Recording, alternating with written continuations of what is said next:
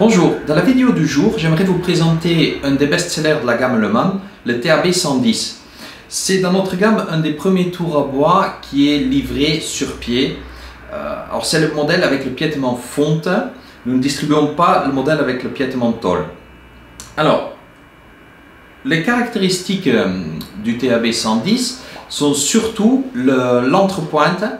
Donc là, nous avons plus d'1 mètre, on a 110 cm de longueur entre-pointe et une hauteur de pointe de 20 cm. Alors, on a une hauteur de pointe de 20 cm, mais on a aussi une tête pivotante. Nous reviendrons dessus, je vous montrerai comment la tête pivote. Alors, pour respecter ces caractéristiques, il nous faut un moteur un peu puissant. Donc, Le Mans a équipé cette machine d'un moteur de 1100 watts. Bien sûr en monophasé. Si vous voulez, on va faire un petit peu le tour de ce qui est fourni d'origine en standard avec la machine. Bon, contrepointe tournante, partant dans ce sens-là, surroulement à billes, tout ce qu'il y a de plus standard. Afin de pouvoir exploiter la tête pivotante, Le Mans vous fournit aussi déjà un renvoi de porte-outils. Donc, lorsqu'on va travailler la majorité du temps entre pointes ou sur des creusages un peu petits, on va enlever cette pièce de façon à ne pas avoir encore un réglage supplémentaire à faire. Mais sachez que l'accessoire de tournage en l'air est donc déjà fourni d'origine avec. Le TAB 110 est aussi livré avec un plateau à vis en acier avec deux rayons de perçage permettant de passer les vis. Donc, vous n'êtes pas limité rien qu'aux grosses pièces avec ce plateau-là. Et bien sûr, en dernier, la griffe d'entraînement permettant de travailler avec la contrepointe tournante que voici. On fera l'impasse sur l'outillage clé Allen, barre pour éjecter, qui bien sûr est fourni aussi dans la caisse d'origine. On va peut-être venir un petit peu plus en détail sur la tête fixe, bien que pivotante, du tour à bas TAB 110. Bon, rien de plus anormal, marche, arrêt, comme sur toutes les machines. Par contre, une des particularités, c'est ce levier là. Alors, ce levier, c'est celui par lequel se passe le changement de vitesse. Attention, lorsque vous arrêtez votre machine, ce levier doit toujours être sur la vitesse la plus basse. Donc là, par exemple, lorsque je le démarre, il démarre à 500 tours. On a 10 positions, donc 10 vitesses différentes. La plus basse de 500 à la plus haute qui fait 2000 tours par minute. Le changement doit toujours s'effectuer machine en route.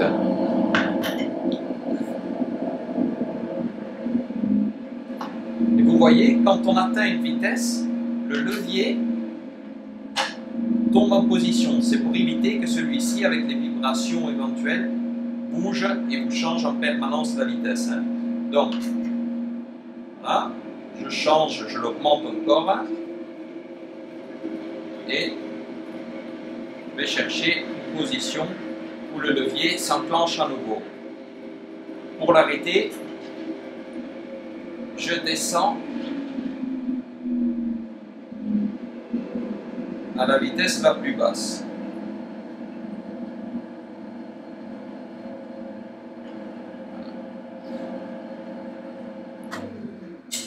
Alors vous constaterez que je fais ce mouvement relativement lentement. Le mécanisme qui n'est pas accessible est une courroie qui en fait est poussée sur des flasques.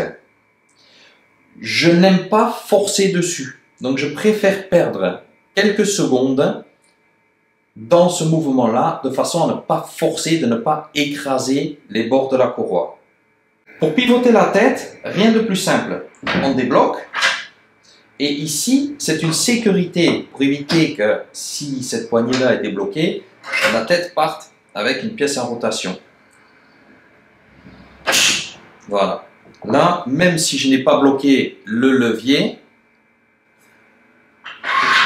on ne peut plus déjà partir. Et là, je bloque la rotation de la tête. C'est une tête pivotante et coulissante. Donc vous pouvez très bien, si ça vous arrange dans votre atelier, parce que vous avez un mur ou vous avez quelque chose qui vous gêne, vous pouvez très bien déplacer la tête pour vous créer un passage plus aisé. Donc là vous voyez l'arbre en détail. Comme je vous ai dit précédemment, c'est un M33 par 3.5, ce qu'il y a de plus standard actuellement. Donc vous pouvez monter des mandrins 4 morts, enfin règle générale 4 morts, hein, à partir des 100 mm, 95 ou 100 mm de diamètre de corps.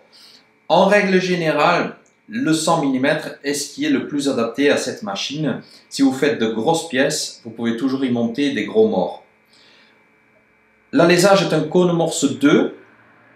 De ce côté, comme côté poupée mobile, donc tout ce qu'il y a de plus standard pour les griffes,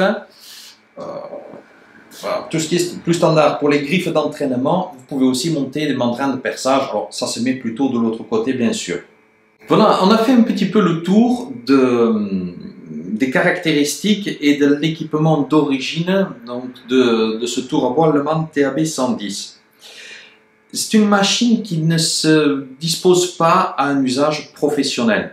Bien que nous ayons de fortes capacités, grâce notamment à la tête pivotante, les professionnels délaissent en règle générale ce système de variation et ce type de machine tout court.